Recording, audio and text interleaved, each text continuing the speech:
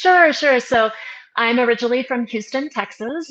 I actually started my career there in the nonprofit world, working with immigrants and refugees. But then in 2009, I did a career switch, got my master's in TESOL, and became an English professor at community colleges, intensive English programs. And I did that for many years. Probably in about 2021, I saw you speak, James, at a TESOL conference about this idea of teacher entrepreneurship and niche teaching, and it really caught my interest. But I actually waited 2 more years to do the training and join. And it was at the right moment in my life because in 2023, my kids have graduated high school, left home. And so my husband and I decided to relocate. I live now in Bogota, Colombia. I've been here a year, and it's just been the perfect transition for me to go from full-time professor in the US. Here, I'm a part-time professor at a university, and that's given me the freedom in my schedule so that I can pursue my teacher entrepreneurship. That's great. That's great. Thanks for sharing that, Amy. Yeah. So regarding waited for 2 years, I mean, I don't think that's the longest I've seen. Yeah, Many teachers waited for like 4 years or even 5 years to get on the training, but no, do it, right? I think that's the right time for you to do it, and mhm, I'm so glad that you did it. me All too. right. Yeah. So I know you started the teaching business. That was last year, right? April. You joined the 21-day Teacher Entrepreneur Challenge, and you started, Right. and then you joined the Inner Circle, and it's been a little bit over a year. If I remember correctly, you've got over 20 students one-on-one, and some students in the groups as well. Hmm. And Yeah, I would say it's good results. Of course, it can be better. It's a good results, and Yeah, also you increase your rates. I think you start pretty high, but you also increase your rate yeah. to $95 an hour right now. Is that right? Mhm. That's right. And actually, some good news is that my most recent group, because I have three group members, my rate I'm earning from that is over $100 an hour by doing a group. So That's good. I'm super That's good. excited about that. Yeah, that's nice. That's nice. Yeah, of course, that's good. All right, so I have three topics I want to focus on today, and it's about being focused. So I want to tell you guys what we're going to do. So first off, I want to talk about. I think these three topics are contributing to the results you have. So the number one is how AMA focuses on the audience, like doing a niche teaching. We're going to talk about that. And the second one is how AMA is been focusing on the routines, doing the important things consistently. The third topic is about how AIM has been focusing on the priorities. So instead of doing everything, doing things that you need to do, and then not to worry about doing everything, right? So that's the third topic. So I'm gonna start with the first one, focus on the niche. All right. So I guess niche teaching was new to you too, right, Amy, when you first started, especially when you listened to me at the TESOL conference, because niche teaching is not something like everybody know about. So I guess I want to ask you about your experience with niche teaching from the beginning, how you feel about it, Yeah. to where you have to implement it and start getting your niche going, your results, your students. So if you can highlight your journey with your niche teaching, Mhm. that would be great. Sure. So as I said, I had always pretty much taught academic English, so writing skills, presentation skills in that context. But when it came time to pick a niche, I went farther back and I looked at the different careers I had had. So I thought, oh, maybe I'll do lawyers, or maybe I'll do people working in the nonprofit field. And I ended up settling on that second one. Not only had I had personal experience with it, my husband works for an international organization that does, and by nonprofits, NGOs, those are organizations like UN agencies like UNICEF, or agencies that work with refugees or climate change, humanitarian issues like that. And so it's because of just my own personal connection with that, my own passion about it, and the fact that I knew that that field has people starting out at entry level But then as you move up, you need more and more English because you're in meetings, headquarters, or in English speaking countries. To really advance in your career, you need to have good English communication skills. So I thought it was really a great match because I saw there was a need Yeah. and I had personal experience with it. Good, good. So a lot of teachers struggle with finding a niche, and especially like what you said, when you have experience working with many different type of students, right? And also they feel like a lot of teachers feel like they can do everything. Like, what can I do to help me find a niche that can give me some quick success and easy Yeah. success? Yeah. So what is your opinion on that? Like, what you think can be helpful for teachers like that? Well, I think one thing is, looking for something with your passion, but if you don't have previous experience, it's okay. Like you can learn a lot. I think what I have experienced with my niche is that I've refined it over time. Like I thought I was going one Mm, direction and I was able to refine it some based on who seemed the most interested. But honestly, the personal connections that I'm making with my clients, I don't think it would even matter if they were like selling fertilizer. Like seeing their growth and their progress, like that's the exciting part that we all love as teachers, right? And so we know we're helping them with their life, improve uh, their job situation or their competence. That's where we really get that positive feedback. Um, I also think, though, that the niche is super important rather than being general, yeah. because where I really see it paying off is in the marketing and sales. I had zero experience with that prior to this. And the fact that in my LinkedIn, I'm posting about specific language that's useful for them, giving them tips and strategies based on their context and situation. I get so many clients and potential clients telling me like, wow, you really stood out. I've never seen that before. I've never seen anyone focused on my field to help improve, my English for this area. And so I think it's just a super strategic selling point. Once I'm working with someone, honestly, I don't have to know the vocabulary for their specific field or job. They bring that to me. They tell me what they need. And often they know that because they've read a lot, but they can't talk about it. I focus on oral communication mostly.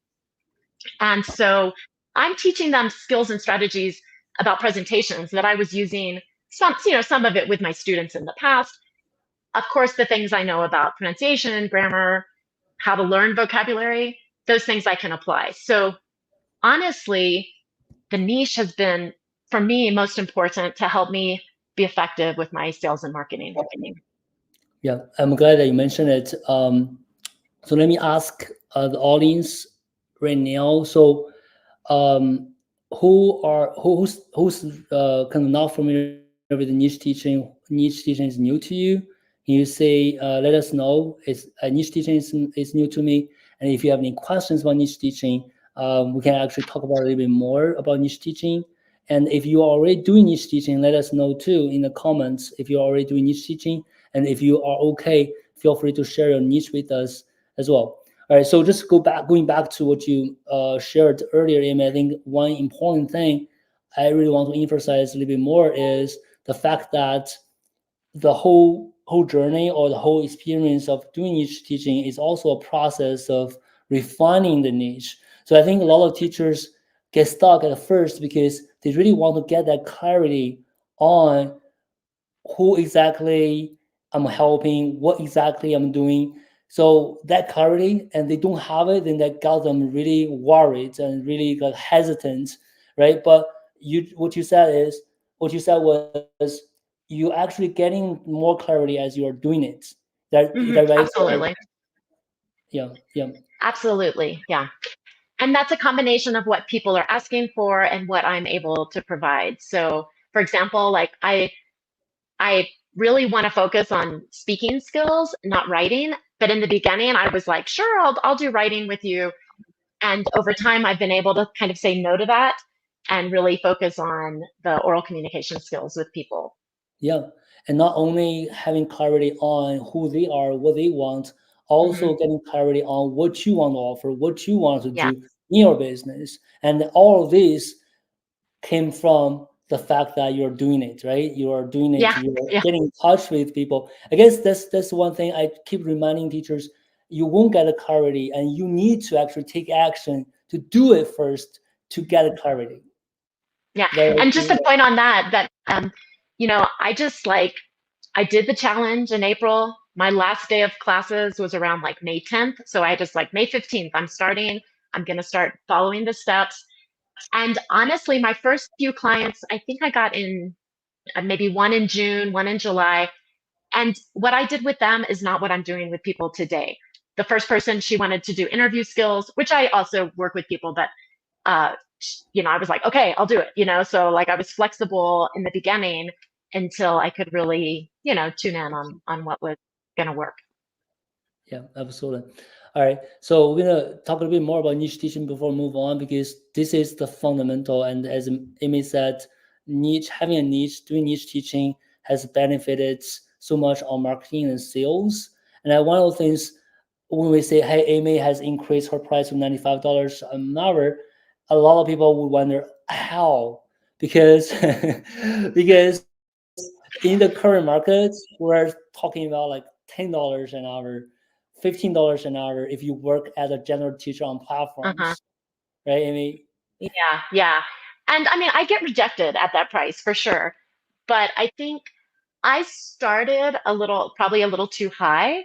I was a little naive because I was thinking about what I had charged people in the US, people who already had been my students who knew me. And so I just took the number from there. But at the same time, I also just set numbers for myself like, okay, once I had 10 clients, I'm going to go up $10 an hour, And so then it happened and I was like, okay, I got to do it. And you're in a call with someone and you just say the number and you just wait and see.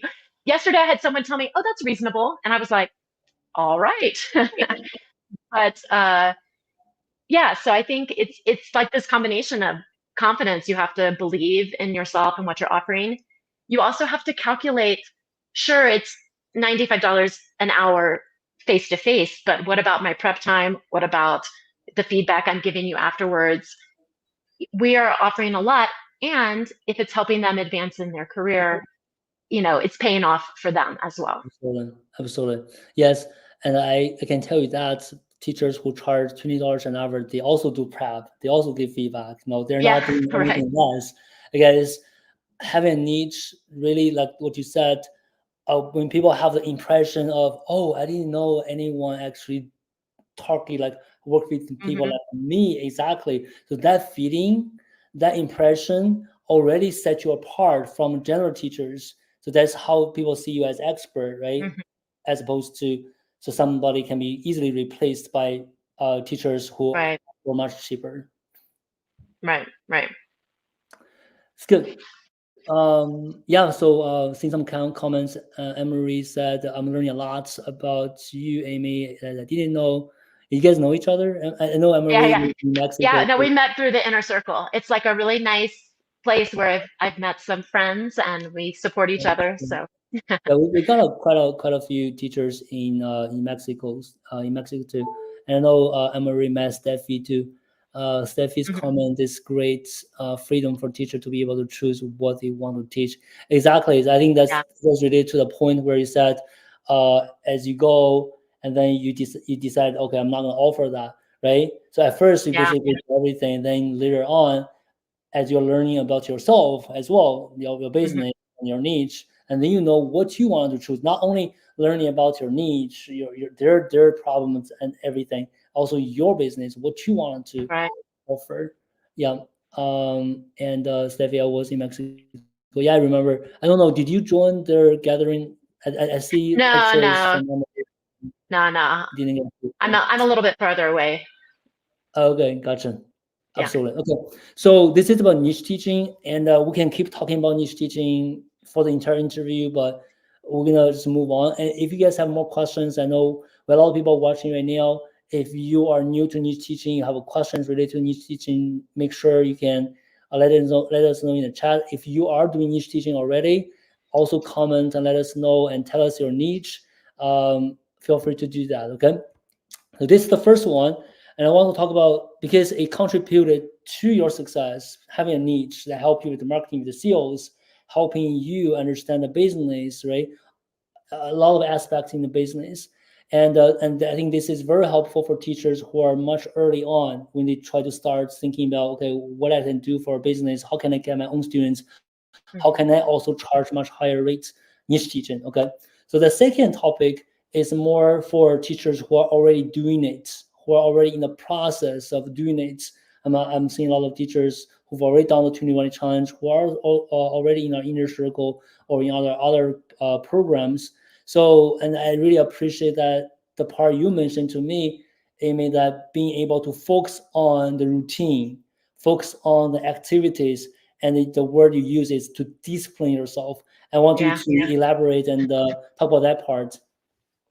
So I am naturally a pretty disciplined and organized person. But again, like I said, all of this with building up my community, reaching out to people, doing sales was all very, very new to me. And so that's why I really appreciated the challenge, like getting these daily tasks that I needed to do. I've tweaked them some to, work with my schedule. But basically, I have the week, Monday through Friday, and I have certain activities I do on certain days. So there's some days where I'm reaching out to new people. I use LinkedIn only because my niche spends a lot of time there. And so I have certain days where I'm doing that, and other days where I'm following up with people who I've made connections with before. I also have a schedule for posting on LinkedIn, so creating new posts, recycling old posts. And so, like, just having that on my calendar and knowing, like, okay, it's Monday, this is what I'm doing, and being disciplined to stay focused on that. I realized this week that I'm not teaching right now, so I have the months of June and July off from my university job. And I thought, like, oh my gosh, I'm going to accomplish so much. But actually, because I had so much time, I've been like super distracted. Like I'll kind of go off and do something and be like, no, no, focus here. So this week I've been telling myself, like, okay, giving myself even more detailed instructions for the day of what I'm going to do at certain times during the day, like breaking it down. And to me, that routine has helped me just continue to increase my connections, going back and doing follow up with people. I've been super surprised, like people I connected with a year ago. Now they're reaching out to me, making appointments, recommending other people to come to recommending people to me. And so I just think like there are certainly weeks when things aren't going well. I'm not getting new clients, but like just kind of having the faith and the discipline to keep going. Like it's a long game, and I think I see that paying off now. Yeah. So think about this, Amy. If we can give you 2 years, you can give Mm, your students 2 years, right? yeah, yeah, Yeah. So I guess a couple of things I want you to maybe dive into a little bit more. You mentioned that you're very organized. I can see that, and you're very yeah, disciplined. Which is great. Maybe you can share a little bit more about the daily task, how you got actually organize your daily tasks. So I mean, yeah, if you are okay, like what do you do on yeah. Monday? What do you do on Tuesday? Like maybe just get some inspirations for teachers. Sure. Like I don't have it totally memorized, and I don't have it my list in front of me. But Okay, yeah. Mondays are always like the KPIs. So going back and looking at my numbers from the week before, how many connections, how many invites, how many sales calls. And so I'm super disciplined about that because I like seeing those numbers going Numbers, up. yeah. And then Mondays are also a day for introduction messages. So if I've connected with people over the past weekend and days, Uh, that's when I'm sending them a message introducing myself and offering a freebie for them. So kind of getting that conversation started. Um, and then there's other tasks I'm doing during the week. So like obviously I'm also teaching different times during the week. That's happening every day depending on the client's schedule. And so then I have a day designated for follow up. So follow up would be people who maybe asked for my freebie. So then I follow up and say, hey, what do you think about it? Would you like to have a call? And I use the CRM form that you provided. So CRM is what? Client relationship customer management. relationship, Yeah. yeah. I mean, again, totally new to me, never had worked with that before. And so it has like, it automatically calculates, here's when you should do 2-day follow-up, 2-week follow-up, 2-month follow-up. And it puts in the dates automatically for me. Now I don't stick to that, but I do it within a few days of that. And I color code it. So like once I've done it, I change it to pink. And then if I need to go back to someone, like if someone has started a conversation or asked me some questions, I make it like bright turquoise.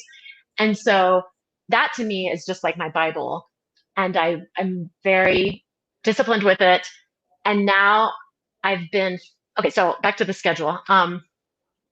So yeah, and so then there's certain days I do connection requests, like reaching out to new Okay. people. I don't do it every day, but I try to do like 3 days a week doing that. I usually have one day that I'm dedicated to creating posts, new posts, and creating. I have an email newsletter that I send out twice a month. And so I have like, I really like to be creative in the morning. So I like to start like Fridays, I think are my days for generating some new Gotcha. content. And then I schedule the posts for the next week or the next 2 weeks. So that's kind of taken care of. Okay. Um, I like so that. I like that's that. roughly my schedule. Yeah, that's great. I mean, Yeah. yeah, I mean, it gets me a lot of new ideas because we've been telling teachers to do things like on a daily basis, but Yeah. what you do is like you segment them, right? Yeah. Each day. Yeah, Yeah. you feel like that help you with being consistent. So when you have like the same amount or same, Yeah. Instead on, of like doing a few minutes on each thing to have a bigger chunk. And so uh, like the way I organize it is I think I do intro messages on Monday and Thursday. And so that's because I do my connections on Tuesday and Wednesday. So I've got a bunch of people, who need that intro message on Thursday, more connections. And then Monday is a good time for intro messages as well. So I've just tweaked that a little. interesting. And then comparing to do uh the tests every day, all the tests every day with a few Yeah. minutes, you feel like it's easier to do them in a big chunk, right? That Yeah. way. Yeah. Because also, you're copy pasting a lot, right? You're just so if you're just copying in the same message Uh, 40 times rather than 10 times, it's kind of nice. okay, gotcha. All right. So one more question related to this. Um, I can't tell you how hard has been for us to encourage our teachers to be consistent with the tasks. So I don't blame teachers for not being able to do that because that's our job to make sure Mhm. they can be consistent. And I know, and you probably agree with me as well, as for this business, it's not something you do it, you get paid right away. It's a Yeah. game, right? You have to be consistent. So I guess you're a little bit different because you're already disciplined very much. You're Yeah. organized. I guess anything else that you can think of that made it easier for you to be more consistent with these things, like Yeah. it comes to maybe like the daily things you do, you already share that, or the mindset, or how you organize things. Anything else you can share? Yeah, so I think one thing is that I do, thanks to Steffi, I do like goal setting at the beginning of the week. Like, this is what I want to accomplish for the week, and this is how I can see that happening.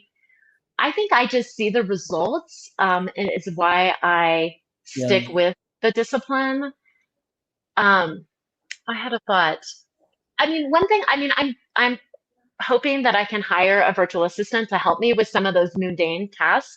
But I honestly kind of like it because, like, I look at the person's picture and their job title and where they are, and I think about them, and I notice who has a good profile picture. So like I sort of like in my imagination engage with them a little bit, and that helps me some too to make because it can be super boring. But just kind of knocking it out. And of course, I make the list to cross it off because that's super satisfying for me. good. Yeah, seeing the results, right? Of course, if we Yeah. can see the results sooner, right, that help us being consistent because you're getting a return from what you're doing. And I guess another thing we've been thinking of is how we define results, right? If we Mm, can have these mini like small wins, and people can appreciate the small wins more. Let's say you send out a connection request on LinkedIn and people actually accept it. If you can appreciate that more, yeah. see that as a win, that already can encourage you to do it because, oh my god, somebody actually said yes to my connection request. Oh my god, somebody Yeah. actually liked my post, right? Right. And just as an encouragement on that, so I've been going back and doing follow up with the people who connected with me over a year ago. And I go back and look and I'm like, what was I thinking? Like, I didn't know these people. I didn't have a lot of expertise, but I just did it. And they connected with me, you know? So I think as an encouragement, like for people who are getting started, like just do it and you'll be surprised. But what I remember from our training was that you always said it's a numbers game.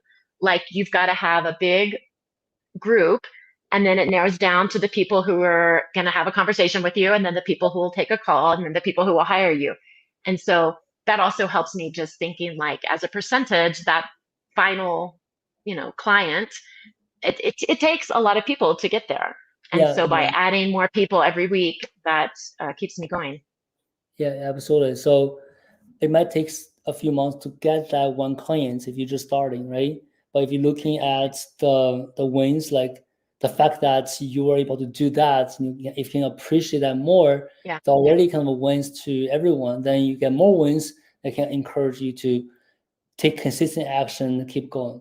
All right. So right. this is the second topic, and thanks very much for sharing that, Amy, with us. So if you, whoever watching like right now, live, if you have any questions about it related to this, let us know. And if you are enjoying the interview, uh, please help us click on the like button to help us promote this interview to more people. And if you have any comments, about or questions for me or Amy, feel free to share in the comments. And I'm not reading all the questions at the moment because I will leave some of the questions now very much related to the topic to the end. We're going to answer that all together at the end. All right. So one comment from Brandon. Thank you, Amy, for sharing your journey. You have a lot in common in so many ways. You provide great ideas and motivation for me. That's great. Thank you Right. for that, Brandon.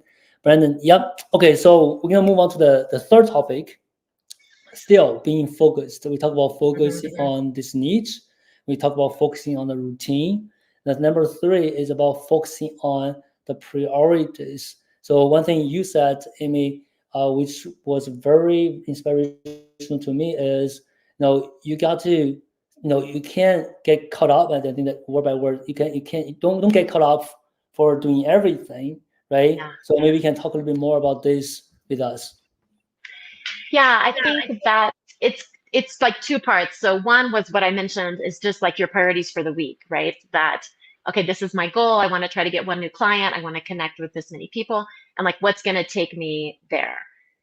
But in terms of like bigger picture, you have to say no to some good things to like say yes to the best things for you. And it's going to be different for each person. So it's really exciting to be part of this teacher entrepreneur community. You see people doing really cool things, and there's a lot of opportunities. There's a lot of trainings. There's, create digital products or create videos for YouTube.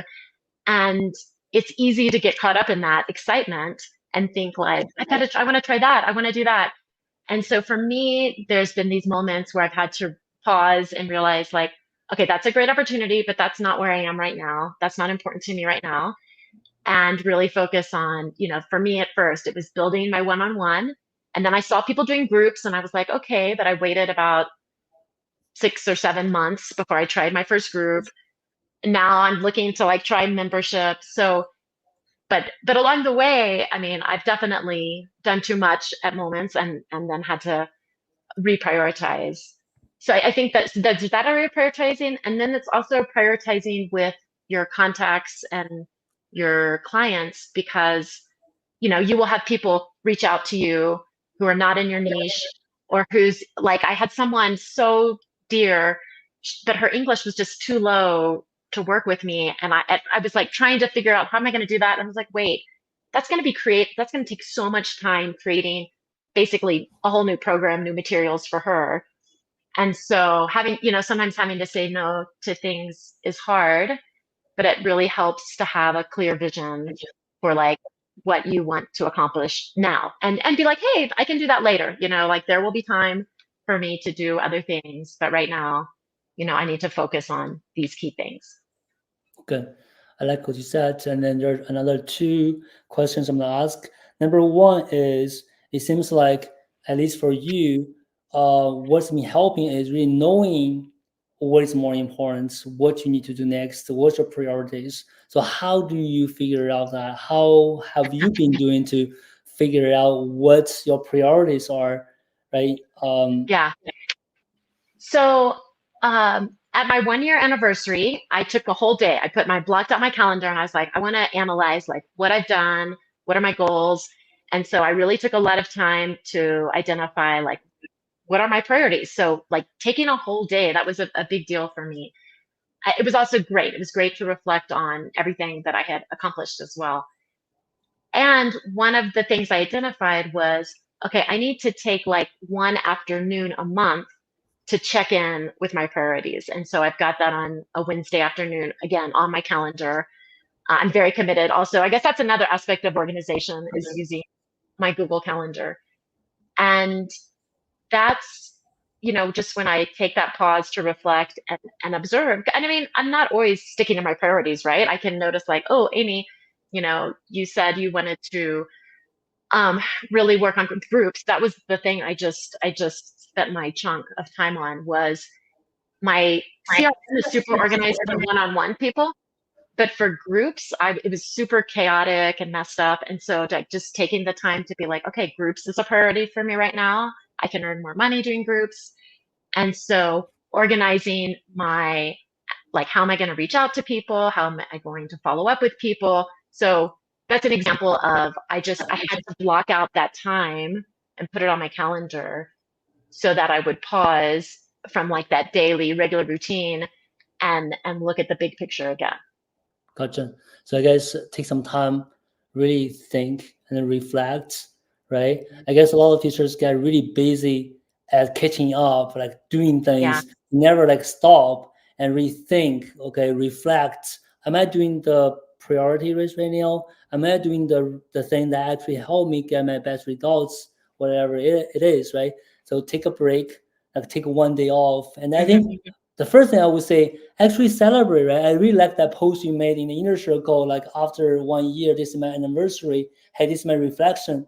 I'm not seeing everyone doing it. I think we really need to encourage teachers to share, like, hey, summarize, share it. And then I know there are a lot of comments, below that post, really kind of interact with you, right? So you can get some feedback too. I think that's one Yeah. thing, really at a milestone, right? Celebrate and summarize. That's a good opportunity to look at the big picture yourself, right? Hmm. The next one will be like take a break when actually you're busy with things. Sometimes you get into things like you don't really have time to think. You have to think about the big priorities, the big pictures and the priorities.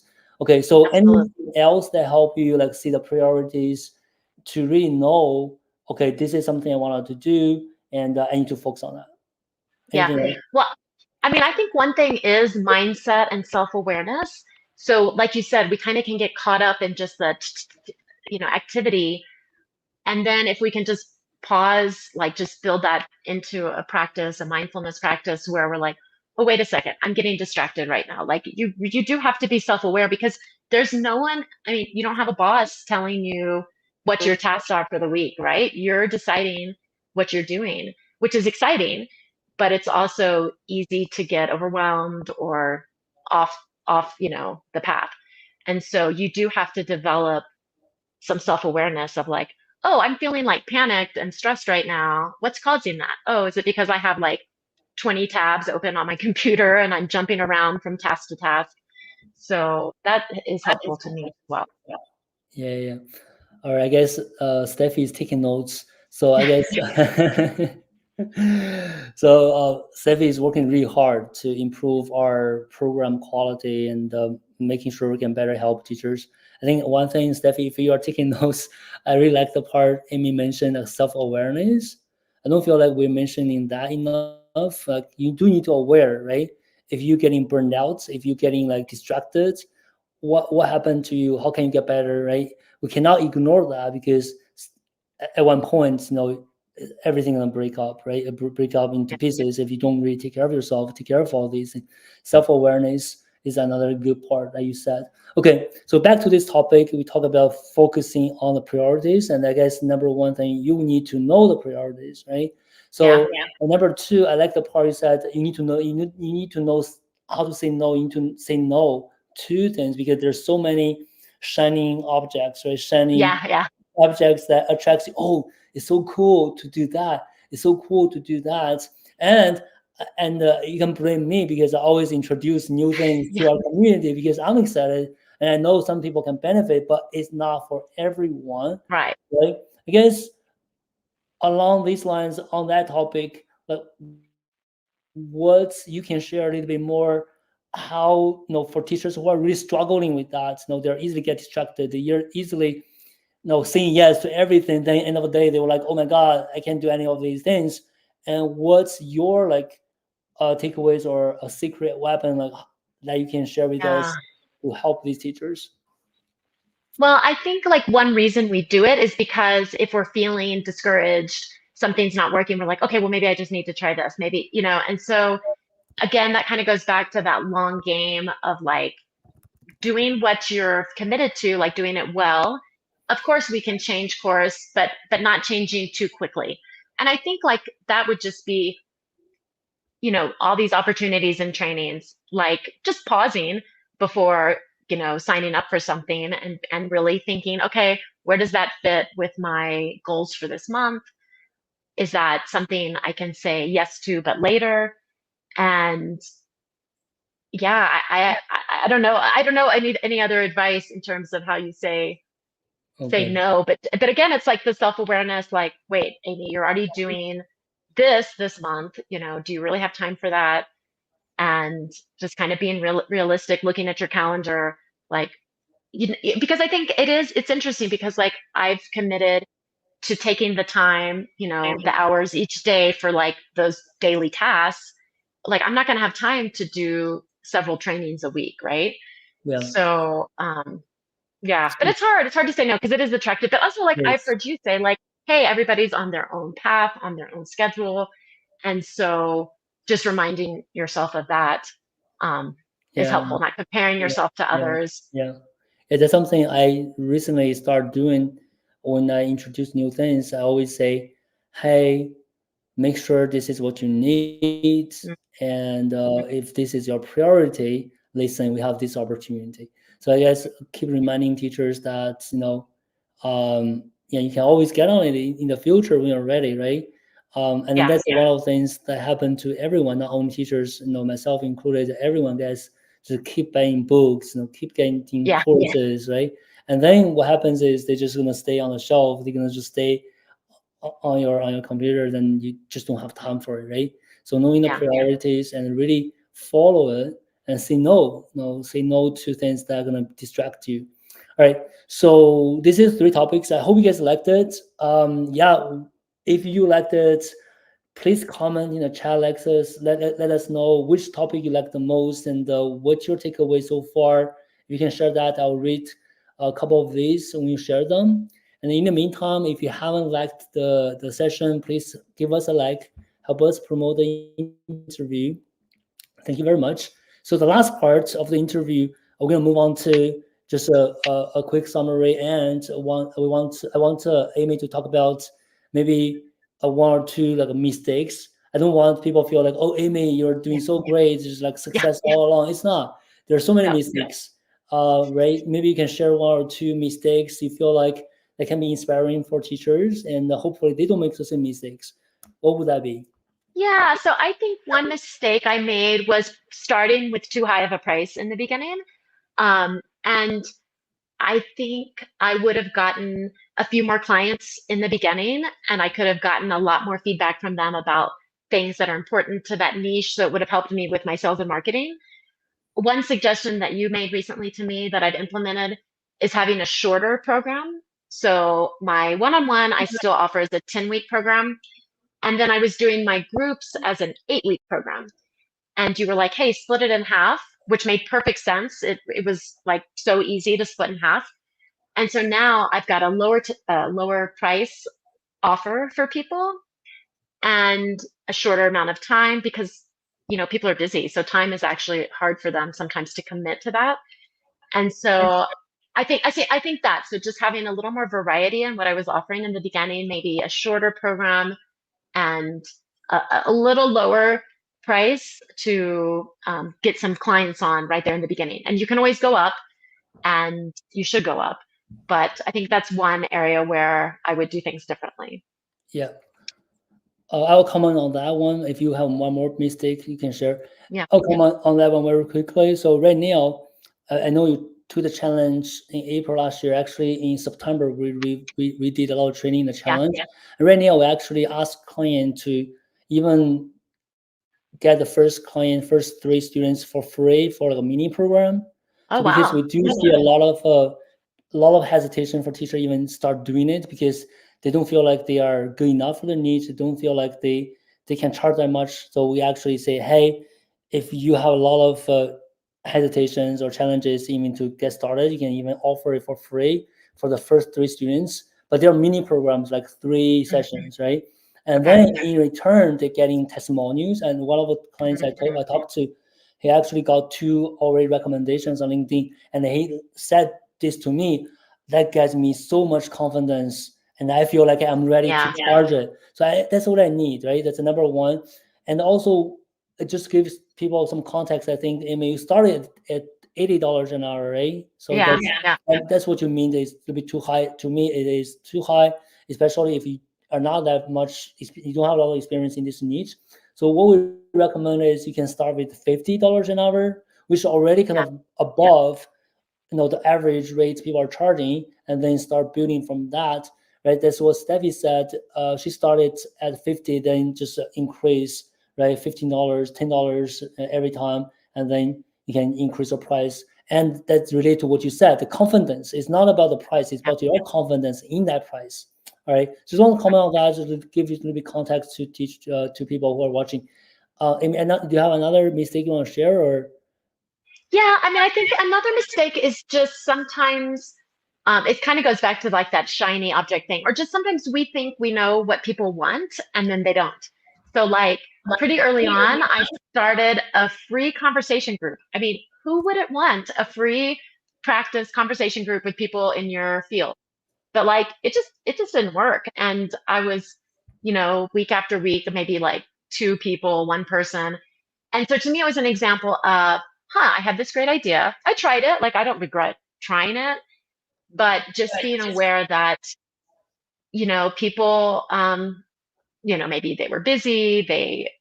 I don't know how I advertised it. I mean, there's probably many factors that went into that, but it's like we think we know what's going to be this great thing, and then maybe it's not. So, that's part of the process and the flexibility. But I've had some experiences like that where you think like, oh my gosh, people are just going to go crazy for this, and then crickets.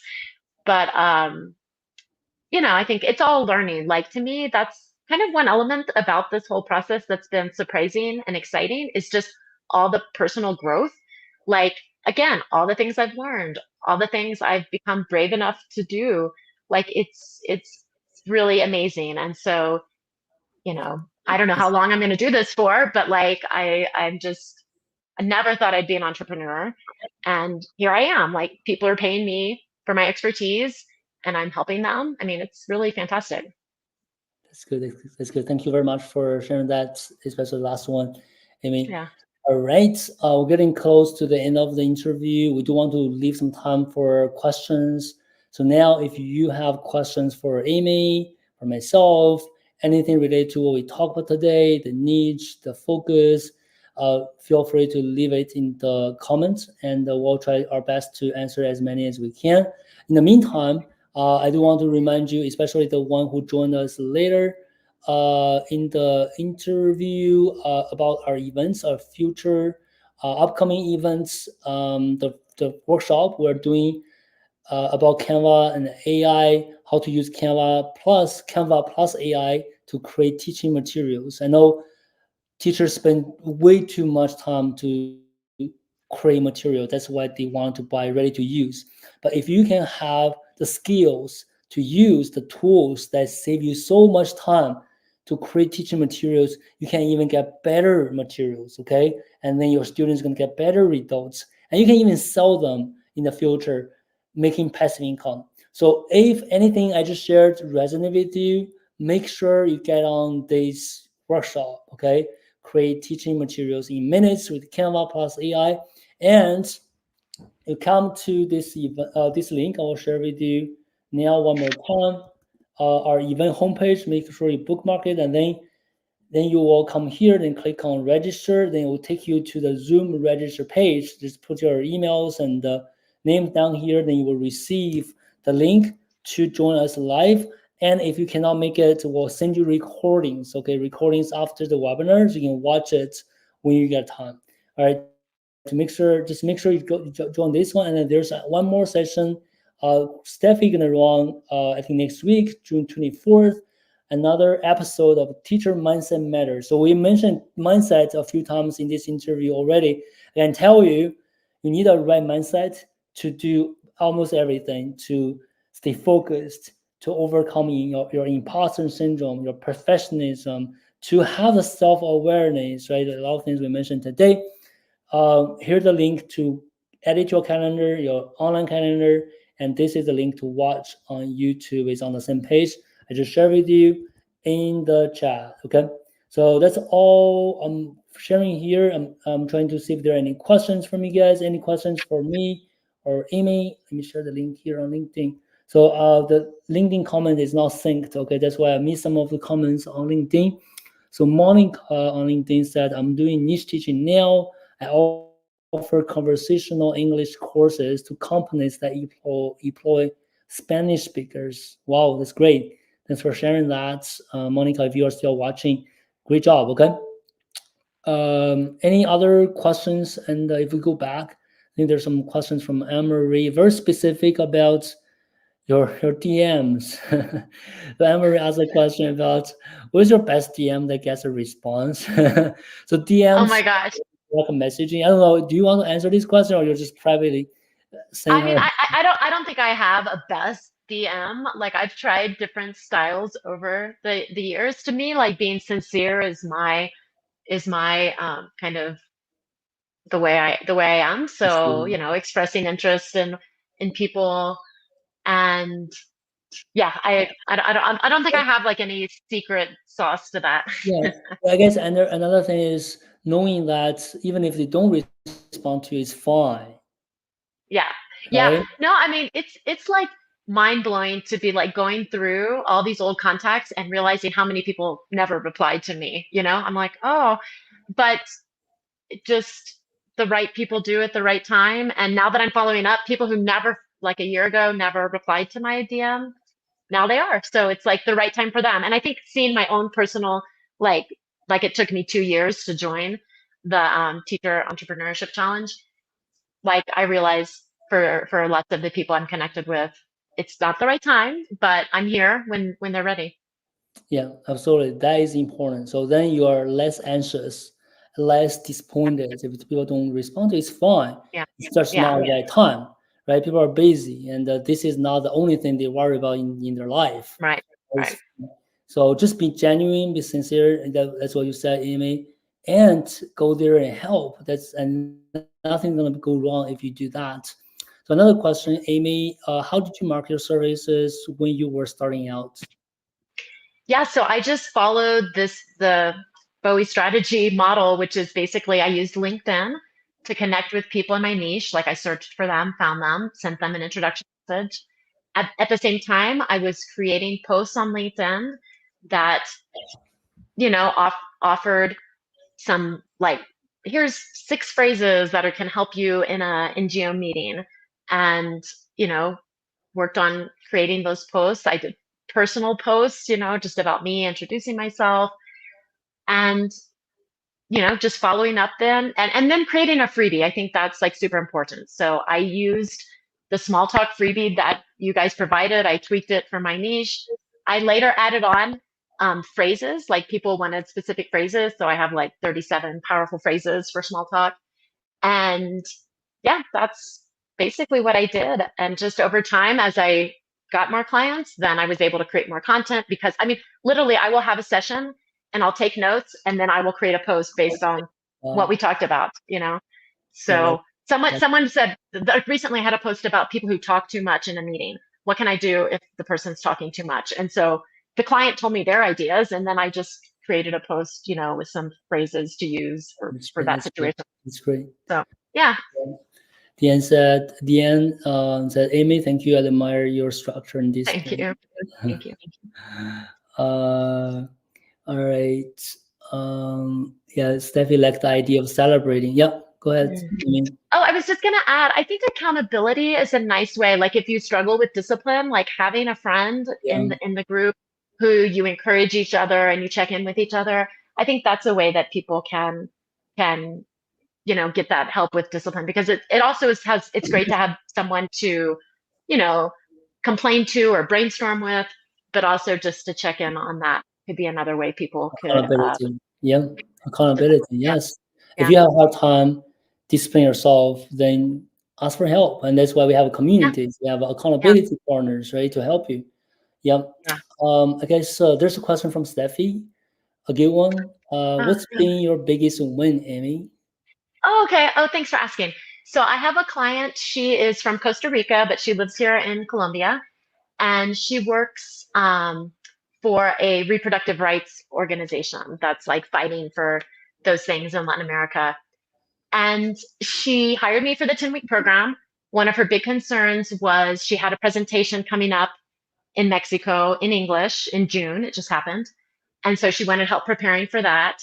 And so, we worked together on also, she has meetings in English, but we also worked on those presentation skills, giving her lots of chances to practice and ask me questions. And then near the end of our 10-week program, she said, oh my gosh, I just got invited by my organization, which is international. She's like, to present at a workshop. And she's like, and the thing I noticed was for the presentation in Mexico, when they asked her, she was terrified. She's like, but when they asked me for this presentation, the second presentation, she's like, I'm so excited about it. And I can just see that working with you has helped me get to that point where I see this as an opportunity and not something to be afraid of. And so she actually, both of those presentations happened on the same day. One was in person, one was virtual. It went really well. And since then, she has hired me. We meet once a week for coaching. So she's extended her program with me. And we meet regularly to, work on whatever issues are coming up for her at work. So that to me has been a really great win. And I really am excited about that. Love that, Amy. We need more of these stories Mm, to realize we're actually making tangible impacts on people's lives, and we're worth much more than $20 an hour. yeah, for sure. Okay. Thank you one more time again. Thanks again, Amy, for your time. And it's been a great interview. And everyone who's watching right now, if you like the interview, comments, your biggest takeaway. If you can, leave us a good a like, a heart if you want, and help us. And we do this interview. I'm trying to do this type of interviews at least once a month because I know how much teachers need to listen to this to really convince themselves this is possible and this is Mm, happening and you can do the same. All right, so that's the only idea why we are doing this, because we want to tell you you can do the same and you just need to take action. Regardless, we can do even like just watching this interview today. It's action and you're doing great. Okay, thank you very much for joining all us right. today. I can say Amy for spending time with us, and really appreciate that, Amy. Yeah, thank you. It's been Thank you. nice. Thank you. Thank you. Thank you, everyone. I'll see you next month. And make sure you join our events. I send a link to you guys. And I'll see you in the other events too. Bye, everyone. Take care. Take care. Bye Bye bye. bye.